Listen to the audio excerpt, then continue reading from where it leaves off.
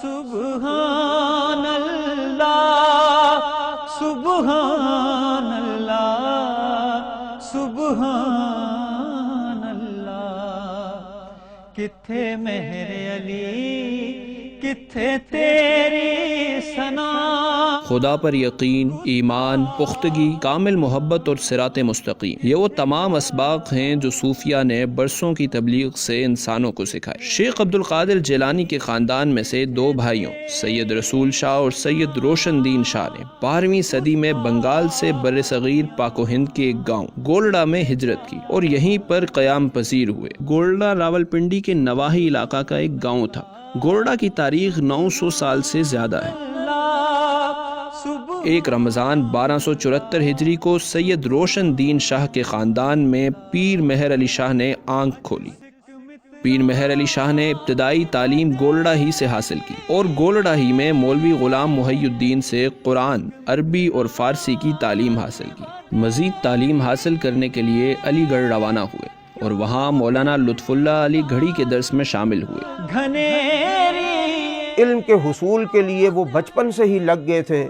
ان کے والدین بھی، ان کے آباء و اجداد سارے، چونکہ ایک سلسلہ الذہب ہے، ایک سونے کی زنجیر ہے کہ جو حضرت سیدنا پیر مہر علی شاہ صاحب کا نسب ہے، وہ حضور نبی اکرم صلی اللہ علیہ وسلم سے لے کر اور پیر سیدنا مہر علی شاہ تک وہ ایک سونے کی زنجیر ہے۔ پیر فضل الدین شاہ نے آپ کو سلسلہ قادریہ کی اجازت اور خلافت عطا فرمائی۔ آپ نے مکہ اور مدینہ میں بھی مختلف علماء کی صحبت حاصل کی اور شیخ حاجی مہاجر مکی مدنی کے درس میں شامل رہے اور مکہ میں شیخ صاحب سے سلسلہ چشتیہ کی خلافت کی اجازت لی۔ جب یہاں پر آپ حج کے لیے جا رہے تھے، سفر حج کے لیے، تو وادی ہمراہ ایک مقام آتا ہے، تو آپ نے وہاں پر ٹھہراؤ کیا، پڑاؤ ڈالا کہ یہاا پر سکونت کرتے ہیں اور بعد میں یہاں سے چل پڑیں گے۔ عصر کا ٹائم ہو رہا تھا، شام کا، اور آپ نے ابھی سنت ادا نہیں کی تھی کہ آپ کو اونگ آ گئی اور آپ کی آنکھ لگی، تو آپ اسی عالم میں نبی پاک صلی اللہ علیہ وسلم کی زیارت کرتے ہیں۔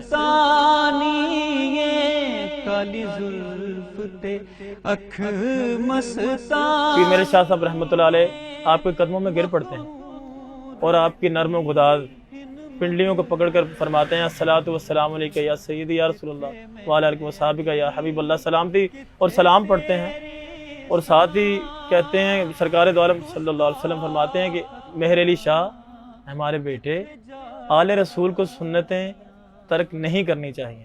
جب آپ اس کیفیت سے باہر آتے ہیں تو آپ نے وہاں پر اپنی انہی دلی کیفیات کو، روحانی کیفیات کو حضرت صاحب کی مشہور شعرۂ آفاق نعت اج سکھ میں تنہا دی ودھیری ہے، کیوں دلڑی اداس گنیری ہے، لو لو وچ شوق چنگیری ہے، اج نینا لائیاں کیوں جھڑیاں۔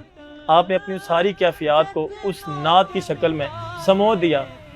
تو آج بھی یہ نعت زمان زد عام ہے کہ سبحان اللہ ما اجمل کا، ما احسن کا، ما اکمل کا، کتھے مہر علی کتھے تیری ثنا، گستاخ اکھیں کتھے جاڑیاں۔ پیر مہر علی شاہ کی نعت آج 100 برس بعد بھی اگر کوئی سنتا ہے تو اس کے دل میں وہی عشق کی کیفیت جاگ اٹھتی ہے۔ یقیناً اس کے پیچھے آپ کی باعمل زندگی اور عشق رسول سے سرشار آپ کا کردار ہے۔ تکمیل علم کے بعد واپس ہندوستان تشریف لے آئے۔ ہندوستان میں مولانا شمس الدین سیالوی سے بیعت ہوئے۔ مولانا شمس الدین سیالوی نے انہیں محی الدین ابن عربی کی کتب فتوحات مکیہ اور فصوص الحکم کے مطالعے کا حکم دیا۔ بلکہ جو اللہ تبارک و تعالیٰ کی طرف سے ودیت کیا جاتا ہے، جو عطا کیا جاتا ہے، وہ علم بھی پیر مہر علی شاہ صاحب کے پاس اللہ کی عطا سے بہت تھا، اور ظاہری کوشش اور کاوش سے جو علم حاصل کیا جاتا ہے وہ بھی حضرت سیدنا پیر مہر علی شاہ رحمۃ اللہ علیہ نے بہت کوشش سے حاصل کیا۔ اس کے بعد ہندوستان میں درس و تدریس کا سلسلہ شروع کیا اور انگریز کے دور میں اس سرزمین میں اسلام کی تعلیمات شروع کی اور کلمہ حق بلند کیا۔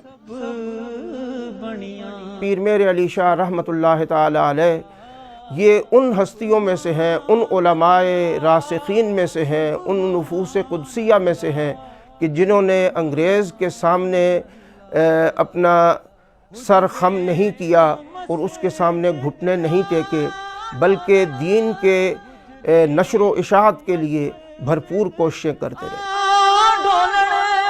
پیر میر علی شاہ صاحب کی رحمۃ اللہ علیہ کی جو شخصیت تھی وہ جامع شخصیت تھی، ہمہ جہت شخصیت تھی۔ علوم ظاہری کی بات کی جائے، علوم باطنی کی بات کی جائے تو آپ اپنی مثال آپ تھے۔ تو جگ کیاں رادہ فرش پیر مہر علی شاہ نے بر صغیر کے مسلمانوں کو ابن عربی کے عقیدہ و حدیث کی تبلیغ کی۔ سب وہ شعر ہے کہ طریقت بجز خدمت خلق نیست، بتسبیح و سجادہ و دلق نیست، کہ طریقت کا یا تصوف کا راستہ یہ نہیں ہے کہ آپ کوئی تسبیح پکڑ لیں یا جبہ پہن لیں یا دستار باندھ لیں، یعنی آپ اپنے ظاہر پر توجہ کریں لیکن باطن کو چھوڑ دیں، جبکہ تصوف جو ہے وہ یہ ہے یا طریقت کا راستہ بجز خدمت خلق کے اور کوئی نہیں ہے۔ کتھے جا سکھ سردار جی آئے پیر مہر علی شاہ صاحب رحمۃ اللہ علیہ کے پاس آئے اور کہتا ہے کہ پیر صاحب کوئی ایسی بات سنائیں کہ دل کو چھو جائے۔ آپ نے فرمایا سردار جی ایک مصرع آپ کی نظر کرتا ہوں کہ حد ٹپے تے اولیاء بے حد ٹپے تے پیر، حد بے حد دوویں لنگے اس کا نام فقیر۔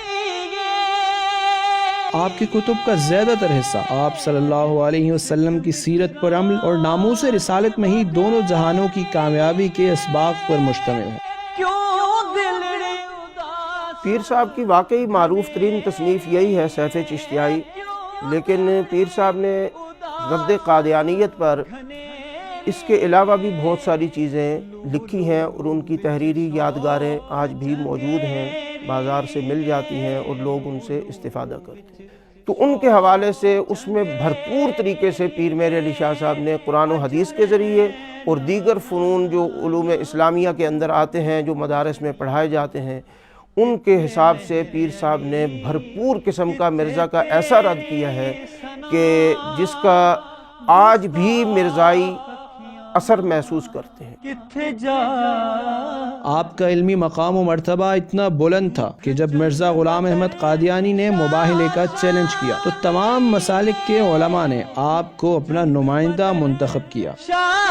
اور یہ وہ چیز ہے کہ انہوں نے آپ یہ کہیں کہ مرزائیت کی جو بنیادیں ہیں وہ ہلا دی۔ سیف چشتیائی وہ کتاب ہے کہ جس کی وجہ سے مرزائیت کی علمی بنیادیں ہل گئی ہیں، لیکن پیر صاحب کی یہ کتاب اس قدر جاندار ہے کہ اس وقت کے بے شمار لوگوں نے یہ بات کہی کہ اگر یہ کتاب نہ ہوتی سیف چشتیائی تو ہم گمراہ ہو جاتے۔ علامہ اقبال نے پیر مہر علی شاہ کو خط لکھا اور ان سے رہنمائی طلب کی جب ان کو کیمبرج یونیورسٹی میں ابن عربی کے نظریات پر لیکچر دینا تھا۔ علامہ اقبال نے لکھا کہ ہندوستان میں کوئی ایسا شخص نہ تھا جس سے وہ ابن عربی کے بارے میں رہنمائی حاصل کر سکے۔ شاہ صاحب اپنی علالت کی بنا پر خط کا جواب نہ دے سکے۔ کتھے جاڑیاں ختم نبوت کے سچے اور پکے محافظ عشق رسول کا عالم یہ تھا کہ ایک دفعہ کسی شخص نے ان کے سامنے نعت پڑھی تو اس کو بے شمار ہدیہ دیا، یہاں تک کہ اپنی سواری تک کھول کر اس کو ہدیہ میں دے دی۔ 11 مئی 1937 کو شدید علالت کے باعث خالق حقیقی سے جا ملے۔ شاہ صاحب کے وصال کے بعد آپ کا مقبرہ تعمیر کیا گیا، جسے دنیا بھر میں آستانہ عالیہ غوثیہ مہریہ گولڑا شریف کے نام سے جانا جاتا ہے۔